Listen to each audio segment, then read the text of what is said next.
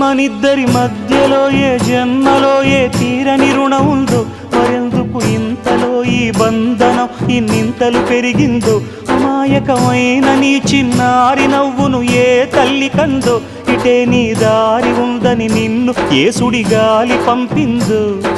పాపం పుణ్యం దేవుడికెరుక, పేదకు దొరికిన బంగారు కణిక, పాలు వెన్నాలేవని అనక ప్రేమను తాగి పెరగవెసిలక. వలేసే పాడు లోకం కంటపడక ఉండు నాయనక, ఇలా నా గుండెలోనే గువ్వల కొలు ఉండిపోయింక. ఇటే పోస్తే ఎమున్నైనా నిలేస్తానే, మరింక ఏ కీడు నీ వంక రాలే.